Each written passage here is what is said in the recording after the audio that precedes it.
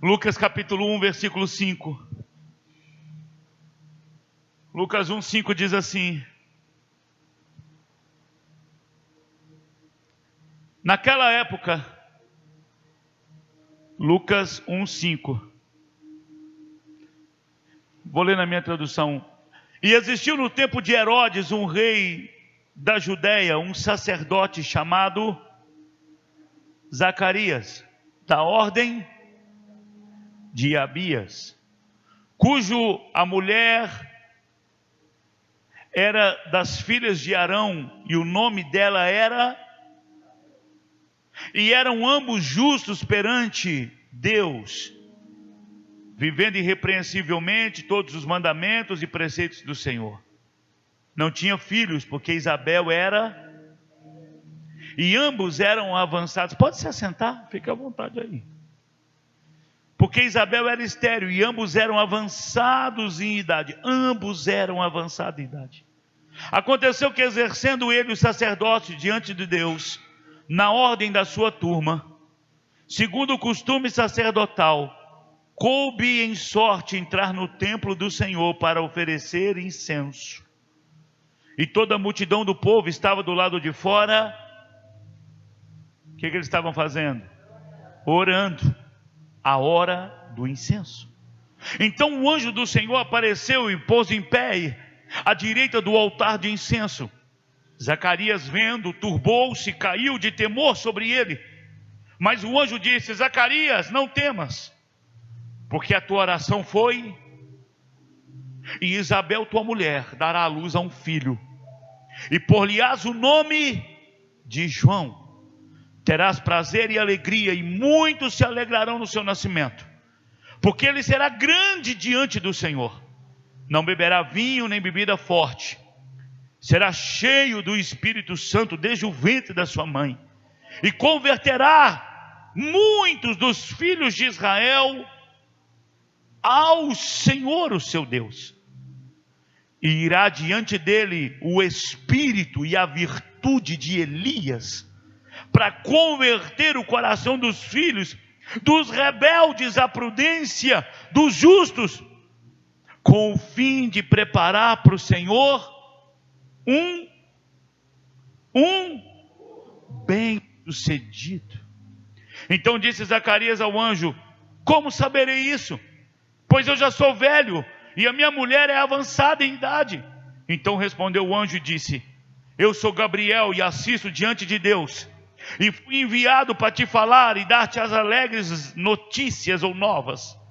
Todavia, tu ficarás mudo e não poderás falar até o dia em que essas coisas aconteçam, porque não creste na minha palavra, que a seu tempo há de cumprir. Então o povo estava esperando Zacarias, maravilhava-se de que tanto demorava-se no templo. Saindo ele, não lhe podia falar e entender o que alguma visão no templo.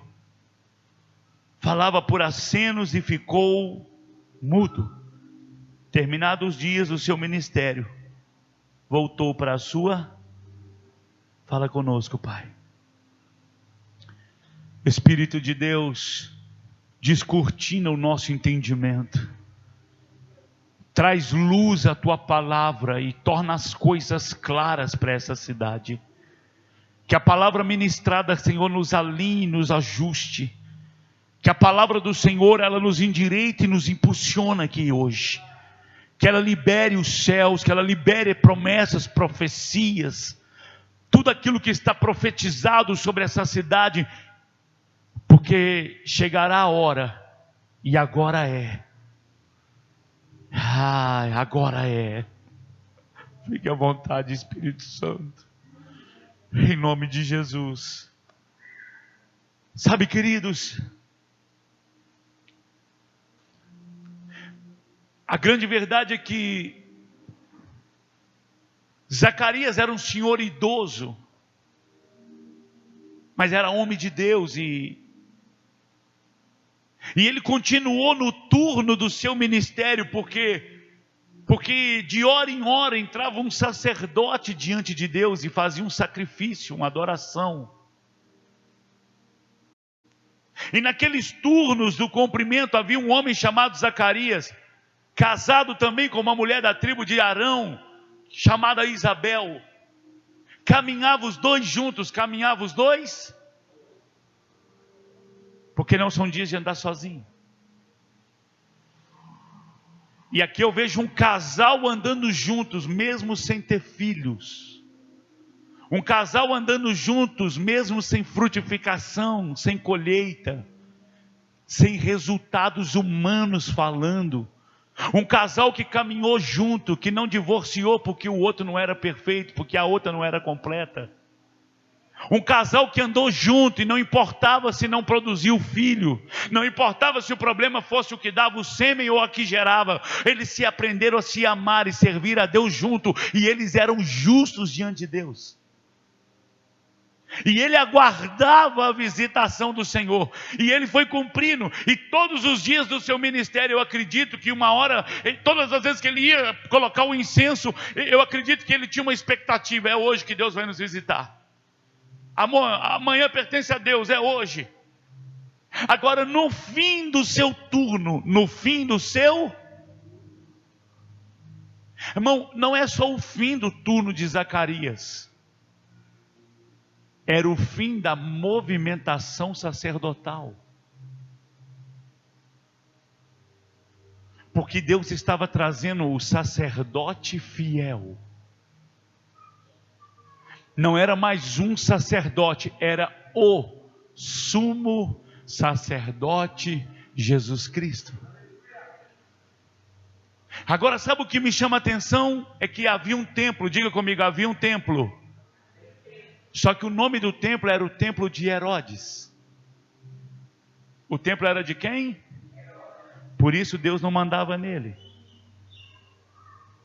E o que nós precisamos entender, irmão? Que ainda existem templos.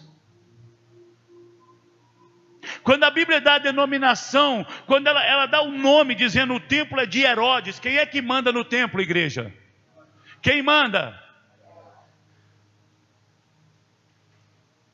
E é isso que Deus nesses dias está vindo derrubando. É isso que Deus nesses dias ele vai vir, ele vai dar de frente. Porque, irmão, ele só pode operar onde o Espírito de Deus, a liberdade, para ter a liberdade, ele precisa ser o rei daquele lugar. Deus não vai medir força com o homem.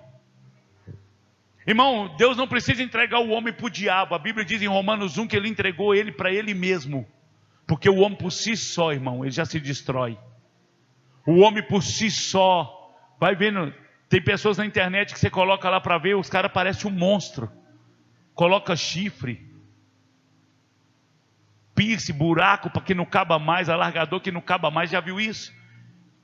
Não é só um enfeite, não. Eu não vim pregar uso e costume, não. Eu só estou falando que a pessoa ela vai se destruindo, pica a língua no meio, fica igual serpente. Você já viu isso? Alguém já viu? Então tá bom. Porque não precisa de Deus entregar o homem para o diabo, irmão. A maldade está dentro do homem. Se o Espírito de Deus não governar, ela vem para fora. O Espírito de Deus é que sujeita a nossa carne. Só que agora havia um templo lá, e Herodes tinha os seus sacerdotes. E qual que era o problema disso, pastor? É que os sacerdotes eram corruptos. Eles estavam na folha de pagamento de Herodes. Então Herodes, ele tinha um caso com a cunhada, ele estava cometendo um adultério. Mas quem é que ia denunciar isso? Sendo que eu estou no mesmo ambiente, eu como dessa, então eu não posso me levar, eu não posso falar nada. E é isso que Deus está vindo se levantando, irmãos, assim ó. Tem muita sujeira debaixo do tapete, mas Deus vai jogar o tapete para cima. Deus vai sacudir o pó, meu filho. Deus vai sacudir o pó. Ele já está sacudindo o pó das cidades de Minas. Pode ficar tranquilo. O próprio Deus sabe aonde a sujeira está escondido. Mas Ele não habita nesse templo. Ainda a imundície reina. Por isso nesses dias nós estamos cantando. Sobre o trono de justiça eternamente haverá um rei. Ele voltará para nos levar para as nações em amor, que ruja o leão.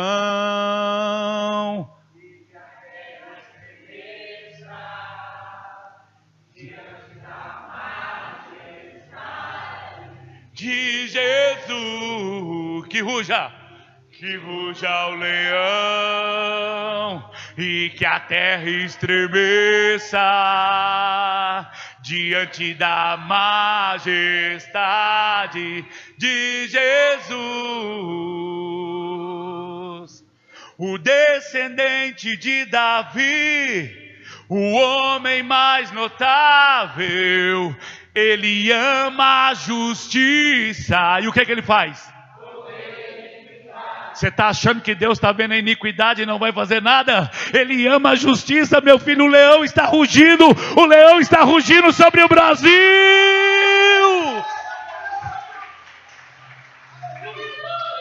O leão está rugindo sobre o Brasil, meu filho. Ele está vendo a iniquidade. O que é iniquidade? É o pecado consciente. Eu sei que é proibido. Sabe quando você dá um nó no trânsito? Você sabe que a rua é contramão, mas você fala, é só um pedacinho. Isso é iniquidade. É quando você peca consciente. Se você entrou na contramão e não sabia, é só o pecado. O cara pisca o farol e fala, você está na contramão, amigo. Perdão. Você vira o carro. Agora, entrou sabendo a iniquidade. Então o leão está rugindo. E naquele tempo os sacerdotes estavam na folha de pagamento. O templo não era do Senhor, não era Deus que mandava. Mas sabe o que me chama a atenção? Me dá sua atenção. É que estava tudo funcionando. Tinha louvor, tinha diácono, tinha obreiros, tinha intercessão, tinha kids, tinha adolescente, tinha casais. Só não tinha mais a presença. Só não tinha Deus, irmão. Só não tinha Deus, cara. Agora, como que o templo está funcionando e não tem Deus? E quantos anos Deus ficou em silêncio? 400 anos. 400 anos Deus ficou em silêncio. Mas o templo estava tudo funcionando. Agora, como é que funciona se não tem a voz de Deus? Pastor Paulo, como é que funciona, cara, se Deus não está presente? Só que Deus agora quer romper o silêncio. Eu vou dizer de novo, Deus quer romper o silêncio. Deus quer romper o silêncio. Glória a Deus, glória a Deus. Ele está rompendo o silêncio nessa cidade. Ele está rompendo o silêncio nessa Curvelo. Ele está levantando um povo seu, especial, zeloso de boas obras. Agora ele teve que começar do zero. E ele visitou o turno de Zacarias. E o anjo falou, ei Zacarias. Porque o Senhor viu que Zacarias era temente. A sua mulher também, irmão. Eles não estavam na folha de pagamento do Herodes. Até porque eles não tinham produzido nada. Eles não eram dos férteis. Deus vai começar com os improváveis nesses dias. Deus vai visitar os improváveis nesses dias. Deus está visitando não é porque o útero é frutífero. Ele está visitando é porque só tem uma forma do poder dele se aperfeiçoar. Aonde há uma falha, o poder dele vem. Por isso Deus está tendo que começar de novo. E Ele não está começando com os grandes. Ele está levantando dos pequenos. Ele está procurando Zacarias, o menino que continua servindo a Deus todo dia. Zacarias não é dos grandes. Ele não está entre os mais notáveis dos sacerdotes. Ele não é sumo sacerdote. Ele não é Anás, não é Caifás. Não. Ele é o Zaca. O marido da Bebel, que é estéril, que não tem filho, coitado. Zacarias, eu vim cá, irmão, depois de 400 anos aparece um anjo para falar. 400 anos, por quê? Porque Deus promove a ausência para você valorizar a presença. Se você vê a pessoa todo dia, irmão, você nem valoriza. Mas quando você ficou uma semana longe dela, Você está todo dia com seu marido, sua mulher. Estou cansado desse homem aqui dentro de casa. Estou cansado dessa mulher, meu Deus do céu. Aí viaja. Não vai vir embora mais não, é? Estou com saudade de você, trem. Não aguenta esse menino aqui. Aí manda o menino para casa da avó. Graças a Deus. No primeiro dia é uma alegria só, graças a Deus. Uma semana depois, bem, vamos lá buscar ele que...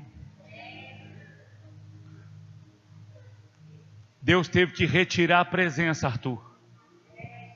Deus teve que ficar 400 anos, vereador, em silêncio. Talvez para que eles cantassem: fala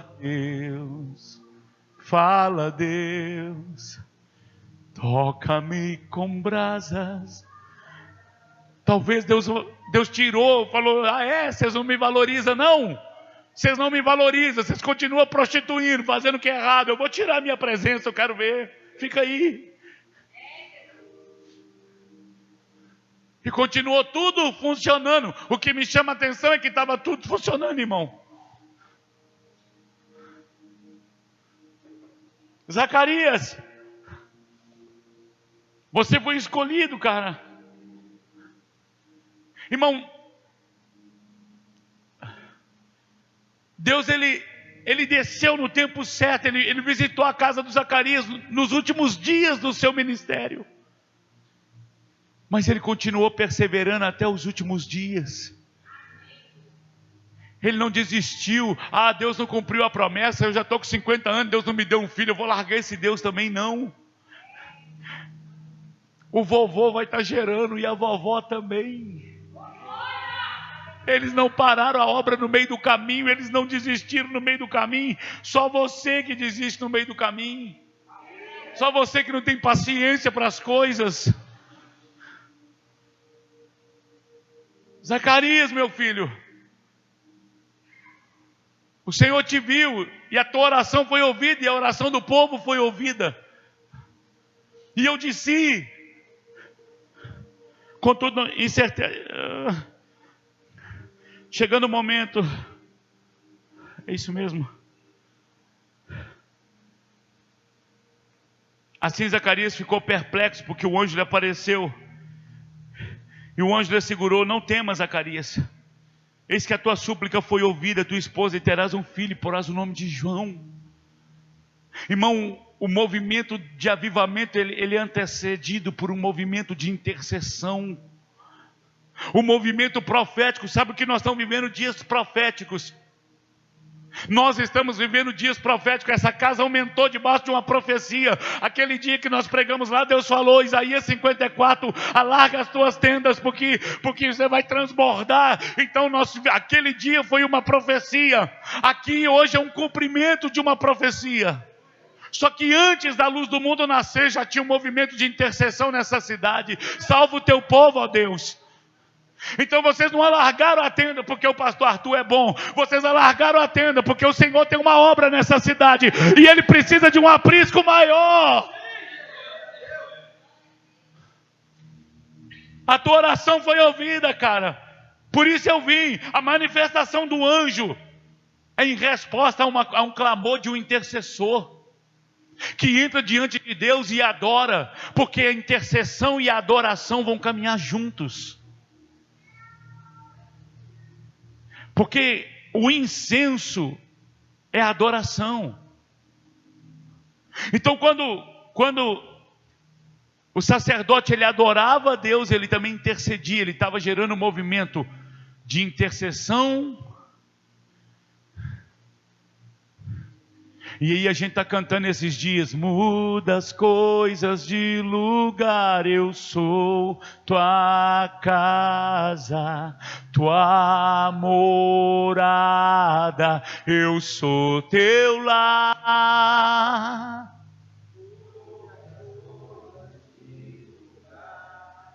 Tens liberdade aqui, Espírito de Deus, Espírito de Deus. Espírito Santo, Espírito Santo. Então você cantou que você é a casa dele. Você cantou esses dias, muda as coisas de lugar. Ele fala, já estou movendo, meu filho. Eu já estou movendo a minha nuvem sobre essa cidade. Não tem a ver com ser melhor. Eu posso ouvir um amém? Diga comigo, nós não somos melhor do que ninguém. Só para ficar bem claro. Porque Deus não fechou monopólio.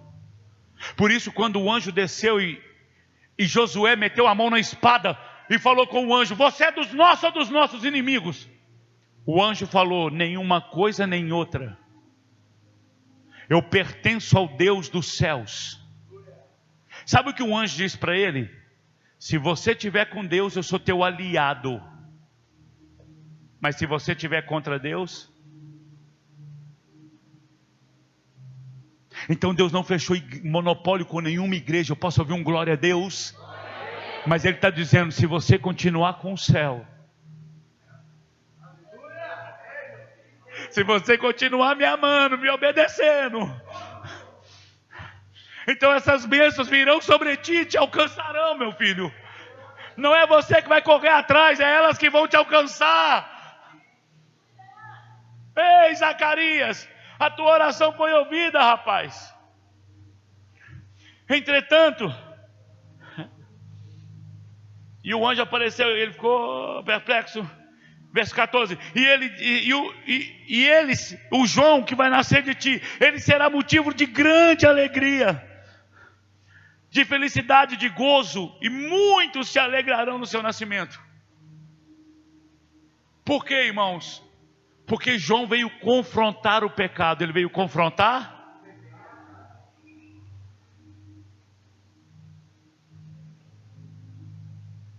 Não adianta a gente querer atrair as pessoas da forma errada.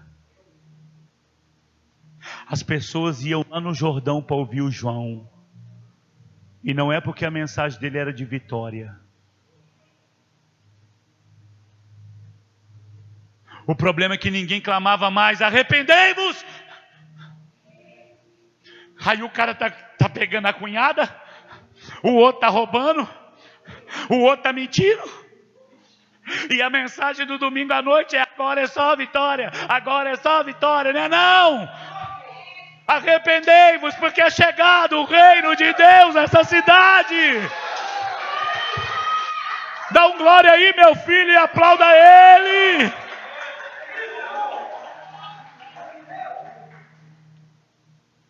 Só que o anjo disse que ele ia trazer felicidade.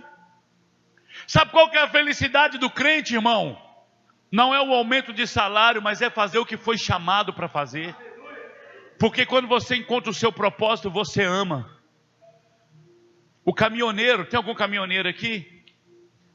O caminhoneiro, irmão, ele passa a semana viajando. Ele chega em casa no sábado, você pensa, vai descansar, ele lava o caminhão, lubrifica. No domingo ele sai de novo.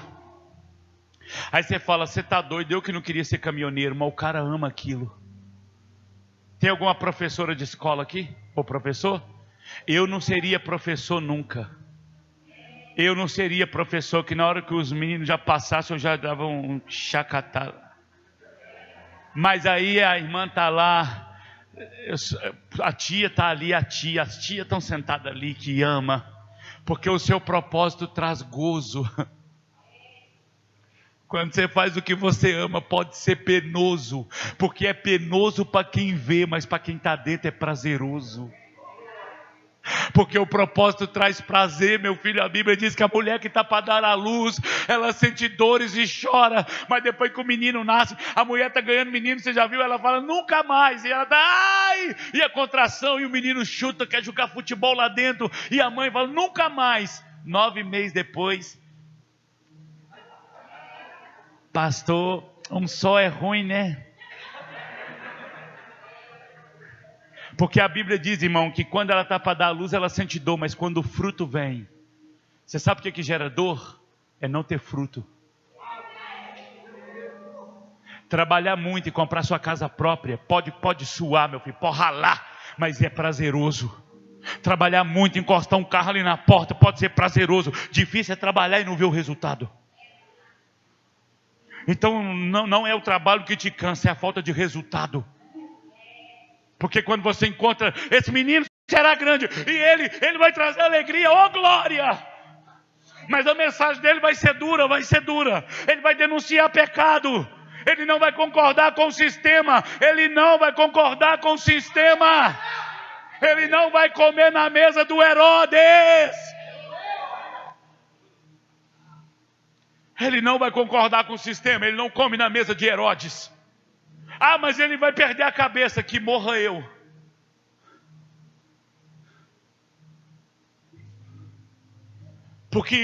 Pois ele será grande, versículo 15, pois ele será grande diante do Senhor. O problema é que a minha geração quer ser grande diante de outros homens. A gente quer que os homens se curvem diante de nós e nos aplaudam como amiguinhos. Ele será grande diante de Deus. Ser grande diante de Deus é diferente de ser grande diante dos homens. Se você quer seguidores, não é na igreja o teu lugar, irmão. Não é pastor que você tem que ser. Deus não te chamou para ter seguidores, Arthur. Ele te chamou para fazer discípulos, cara. Não confunda. Que Deus nos guarde, pastor Paulo. Nós queremos uma geração presa em nós. Nós queremos uma geração presa em Cristo. Nós não queremos uma geração sustentada na nossa teologia. Eles não vão comer da gente, cara. Eles vão comer do Cristo que a gente vive. Não dá, não. Nós não queremos trono, não queremos ser o cara, não, nós não queremos, o cara é Ele. Ele será grande diante dos olhos do Senhor. Agora esse cara que vai nascer é o João. O João vai ser profeta. Agora o pai dele era sacer. Não adianta querer que os seus filhos andem nos seus passos. Porque o Zacarias era sacer e o João era É diferente, filho. Qual que é a diferença? É que o sacerdote tem uma cartilha. Você lembra quando você frequentou missa? A missa, geralmente na entrada da missa você ganha uma cartilha, então não tem. Aí tem todos os textos e tem até o que você responde, né? Graças a Deus. Aí está lá, aí o padre termina de ler, aí você fala, louvado seja, aleluia. Esse é o sacerdote tem uma... O profeta não. O profeta não anda na regra. O profeta não anda formatado, o profeta não anda no script. Por isso, irmãos, assim, eu fui ungido semana passada, e aí eu fui no culto com a camisa de malha, inclusive da surradinha que eu tenho. Ela não estava nem bonita, sabe qual é que as camisas, você faz, essa camisa está meio surrada, que ela vai esbranquiçando, sabe? E eu fui com a camisa dessa, fui de tênis, e aí chegaram lá e falaram, quem é o pastor? E o apóstolo? Aí os caras, cadê? Porque a minha geração aprendeu a olhar para a roupa das pessoas. A minha geração, ela aprendeu a olhar para o tamanho do cabelo das pessoas. E aí vem Davi, sem armadura, sem espada, com bodoque. Vocês conhecem bodoque? Aqui é bodoque.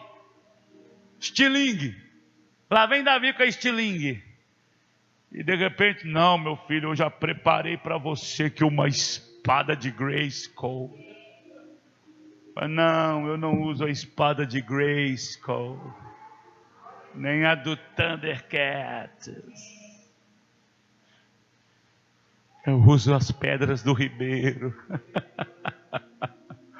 E aí o Saul quis pegar a armadura dele e colocar. Não anda na armadura, cara, que não é sua. Não anda. Eu tenho uma, você tem outra. Pastor Paulo tem outra. Nenhum dos pastores que anda conosco ande com a nossa armadura. Nenhum dos nossos pastores Nenhum dos nossos discípulos que estão aqui ande com a nossa armadura. Você tem a sua. Você tem a sua. O Luiz Hermínio é o meu pastor, ele tem a dele e eu tenho a minha. O sacerdote tem o turno, o profeta não tem turno. A questão é que o sacerdote tem a hora para entrar na presença do Senhor, e o profeta nunca saiu.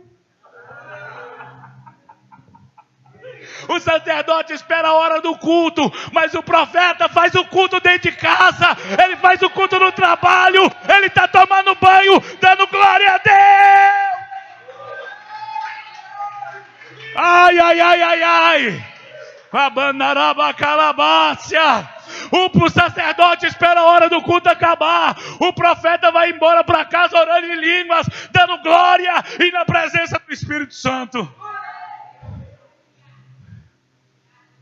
Deus está cansado dessa geração que participa de 2 horas e vai embora. E se o culto passar do horário, parece que o demônio passa e fala: ops, deu hora, vamos. Está escoltado não é pela polícia, não, é pelo cão. Esses dias eu falei com os irmãos: eu quero que a minha carne passe mal para andar com o meu espírito. Porque minha carne quer cama, a minha carne quer internet, a minha carne quer Netflix, mas o meu espírito quer gozo. Sabe o que o apóstolo Luiz Hermínio fez? E fazia durante um tempo, pastor Paulo? Até que ele treinou o espírito dele. Ele entrava dentro do quarto, trancava a porta, jogava a chave por debaixo da porta e falava com a mulher dele: me tira daqui amanhã 18 horas.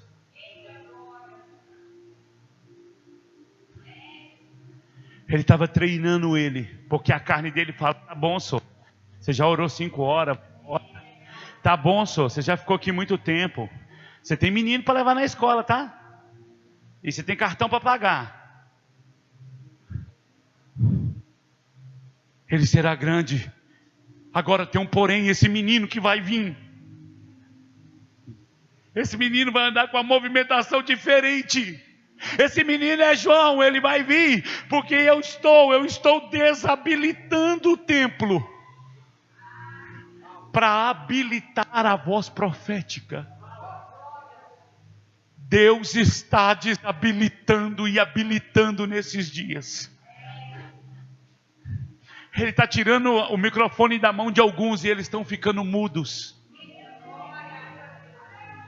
Porque quem não entende o que Deus está fazendo vai ficar mudo nessa cidade. Não adianta, pode estar na liderança, vai sair, vai ter que fazer mímica. E o povo vai lá, fala alguma coisa.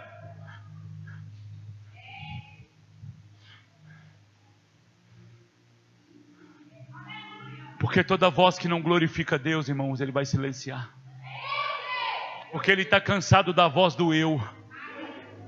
Eu posso, eu faço, eu sou. Então ele está tendo que silenciar alguns ministérios. E os que não entendeu e corrigiu, ele está tendo que fechar as portas.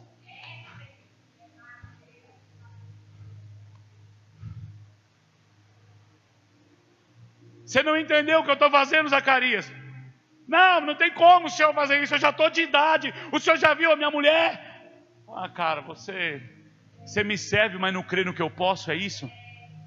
E está assim dentro da igreja, de gente que serve e não crê no Deus que serve.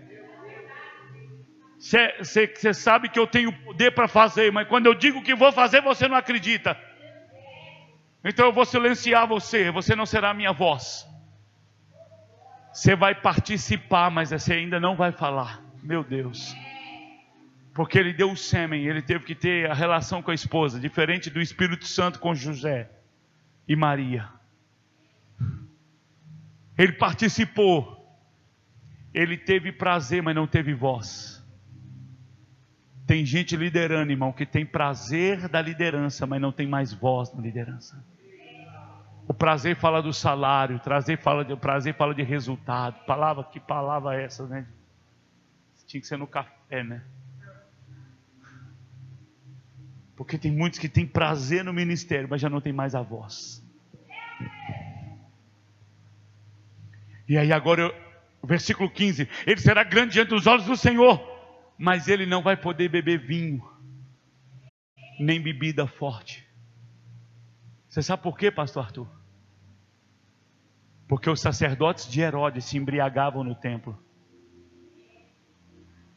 Sabe o que Deus está dizendo para a nova geração? Você vai nascer debaixo de renúncia. Uma coisa é a imposição da renúncia. Uma coisa é quando eu tiro, outra coisa é quando Deus manda tirar. Tem uns que nasceram eunuco, outros se fizeram. O problema é que a minha igreja, a igreja que eu congrego, a igreja que eu tenho hoje, ela vem assim, domingo à noite. Pastor, me mostra aqui que é proibido. Me mostra aqui, é proibido fazer tatuagem, me mostra. Me mostra aqui que é proibido beber. A minha geração quer um texto escrito proibido, porque ela não tem autoridade de autoproibição. Ela quer que o sacerdote suba aqui e fale: aqui nessa igreja ninguém vai usar mini saia.